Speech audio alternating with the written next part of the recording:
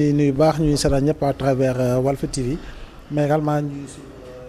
si li nga xam moo di plateforme digitale yi. d'accord alors dañoo gis ni résultat BFM yi commencé naa wàcc pour ñenn ñi ak ñu war a dem fee deuxième tour xam naa sûrement tey dina am ñoo xam ne dinañu subir les épreuves suba résultat définitif yi dina génn mais gis nañu aussi résultat bac yi génn mais lu ñu ci nemmeeku mooy une régression taux bi dafa xaw a faible ci bac bi ba le président de la République mi ngi wax cette façon même de faire les examens du bac c'est à revoir annoncé ay réformes ci enseignement supérieur alors fu mu toll nii les résultats ak les cas de tricherie est-ce que à un moment du dem ba décrédibiliser li nga xam ne mooy suñuy diplôme te Sénégal mën nañoo wax ne bokk na ci dëkk yi nga xam ne dañ leen nawoon ci mbirum njàngale mi mais cas de tricherie yi ak li ñu nemmeeku récemment nekk na loo xamante ne ça commence vraiment à faire peur aux acteurs de l'éducation. D'abord, je dois dire que ni li nga xam ne moo di enseignement de manière globale de manière générale moo tàmbale ko ci élémentaire bi jëm ci secondaire moyen secondaire ba ci université jàpp naa ni il est temps quand même que l'on puisse penser à des réformes profondes pour aller dans le sens xam lan mooy dugg ci curricula yi par rapport ak li nga xam ne mooy les besoins actuels en termes de formation en termes d'apprentissage lan la gën a gis soxla lan la war a màggaale donc ñi ngi jëm ci jàngale bi méngoog ak les besoins du marché. avec les besoins du marché ñi ngi jëm ci réforme bu jiitu mooy suppression lu jëm ci CFE parce que tey dëggantaan amul fooy dem ñu lay laaj diplôme mu CFE. préco diplôme boo xam ne la c'est à la limite honorifique boo xam ne di nga koy yor parce que pare nga li nga xam moo di cycle primaire c'est bien ñu xam ni xale bi am na mbégte xam ni am na premier diplôme bu mu jot xëy na dafa nekk source de motivation par rapport ak li nga xam ne moo topp ci jàngam mais l'un dans l'autre aujourd'hui qu'on le veuille ou non booy xool leneen lu xew ci yeneen dëkk yi nga xam ne dañoo nekk ay pays développés changé nañu lu bari ci seen enseignement réformé nañu lu bari ci seen enseignement nous on continue avec le même système avec les mêmes modules avec les mêmes leçons yi nga xam ne en réalité xale bi da koy gën a sonal xale bi buy jàngi suba 5 kilos daanaka lay boot li muy jàng en réalité lu ci bari jënga maam du ko jariñ plus tard alors qu'en réalité voilà c'est trop déjà seen fourniture yi sax da nga naan c'est trop il faut quand même que loolu ñu repenser ko aujourd'hui ñi ngi wax ci wàllu intelligence artificielle aujourd'hui ñi ngi wax ci wàllu atteinte de l'autosuffisance alimentaire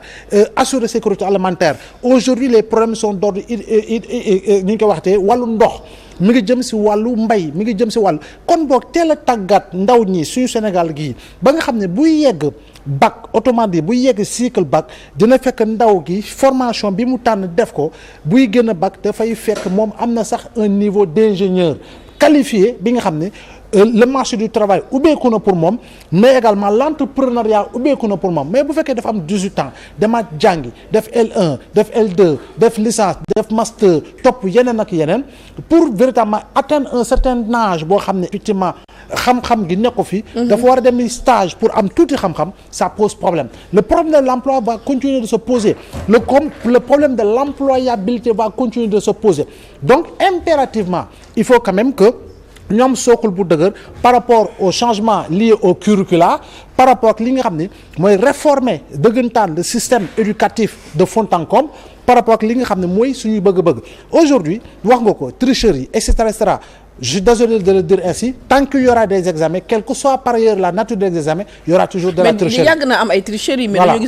dañoo gis beneen forme de tricherie moo xam ne maintenant c'est digital ay examen yoo xamante ne ñëwagul xale yi day teel a am fuite yi yàgg na am mais cette fois-ci dañoo ñëw gis tricherie boo xam ne c'est tellement sophistiqué tu te dis que est-ce que xale yi jiituñu sax le corps professoral. waaw xam nga avant da nga daan gis ñoo xam ne dañ naan les sous-doués passent le bac tu vois un peu si tu t'en souviens da nga daan bind say poche ay feuilles nga daan lem.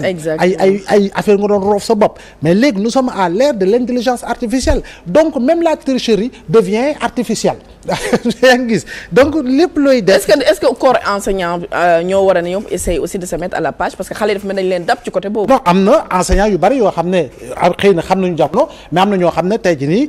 la xale yi mën ci wàllu xarala sori nañ ko lool mais aujourd'hui le système aussi corrigé bi fan lay jógee fuite bi fan lay jógee je pense que tey jii nii nga bëgg nga bañ ko xale bi du mooy dem fa ñuy confectionner li nga xam ne moo di épreuve ba ak corrigé ba pour jëlee ko fa kon boog y a une source de provenance te source de provenance bi mooy kan amaana que liggéey El Hadj Malick Youm dafa liggéey si corrigé yi mais am na mbokk am na ay xarit mën na toog waxtaane ko mën na toog nangam affaire bi senn kooku lawal ko kooku jottali ko et cetera y a cette relation également assez particulière yu ñenn yi mën a am ak seen élève bi nga xam ne effectivement dafay am benn redevabilité. am na benn événement malheureux bu amoon foofu sax ci lycée Blaise Diagne. voilà yoo xam ne relation bu. voilà bu étroite bu donc day am redevabilité bi professeur bi di am parce que en réalité kooku dina ko teg pression par rapport à examen bi bi préparé moom lan la si war a mën a def de chercher il va chercher et ce qu'il va trouver malheureusement ce n'est pas bon pour l'élève parce que moom mi koy jàngal war ko wan la bonne voie war ko wan li nga xam moo di valeur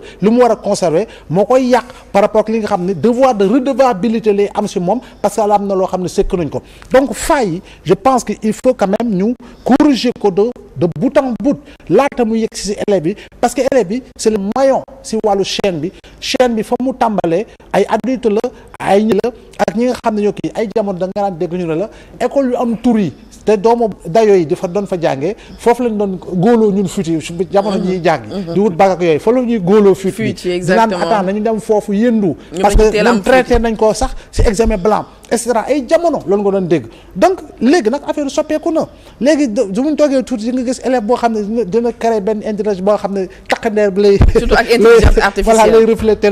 épreuve yi mais ce qui est malheureux mais la crédibilité des diplômes dans tout cela dans ces nombreux cas de oui xam nga ce qui est malheureux avant la crédibilité même ce qui est malheureux mooy le fait que ñu régresser wàcc au lieu ñuy yokk ñu wàcc en termes de résultats globaux ñuy xaarandi leneen mais li nga xam moo di crédibilité jàpp naa ni tricherie bi mënu ko entancher parce que quand même quand on a des centaines de milliers de candidats ñu ne la li si tricher lu ñu si jàpp nangam la matul 100 amaana sur toute l'étendue du territoire jàpp naa ni kon bokk li tricher ñu jàpp leen mu néew na loolu par rapport li nga xam ne dem na si bokk si examen bi ba jàll wala ba échouer wala ba dem deuxième tour mais quoi qu'il en soit il faut quand même que ñu remettre les choses en l'état parce que gis nga li nga xam moo di wàllu xarala yu bees yi ça rend paresseux tout le monde secrétaire assistant de direction bi sax directeur da koy jox ne ko bindal ma lettre mu dugg ChatGPT mu bindal ko lettre bi